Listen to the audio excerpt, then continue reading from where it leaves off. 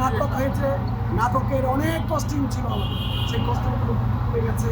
সরকার সম্পূর্ণরূপে ব্যর্থ হয়েছে। আমাদের প্রাণে এই আগুন দাউ দাউ করে জ্বলছে। এটি আমাদের মধ্যে আর বলা কিছু নয়।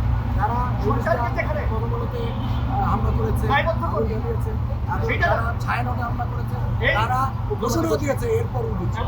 সুতরাং এগুলোদের মধ্যে স্পষ্ট তারা এটা আবার পরিষ্কার করে ক্ষয়ক্ষতি হয়েছে, অবশ্যই ক্ষয়ক্ষতি হয়েছে। আমাদের কিছু শিল্পী গোষ্ঠী 1968 সালে প্রতিষ্ঠিত।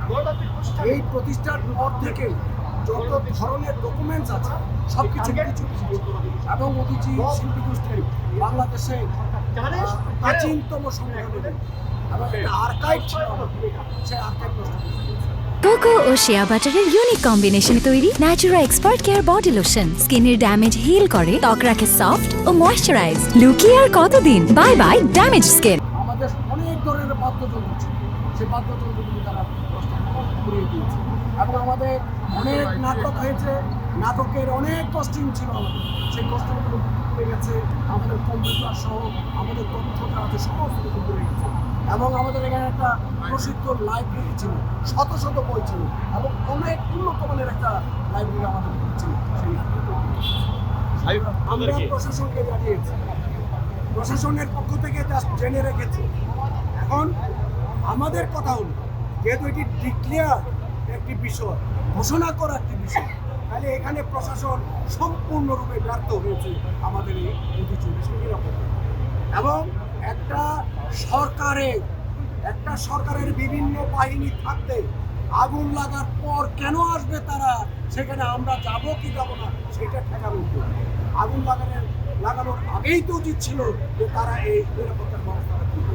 এখানে আমরা বলতে চাই সরকার সম্পূর্ণরূপে ব্যর্থ হয়েছে।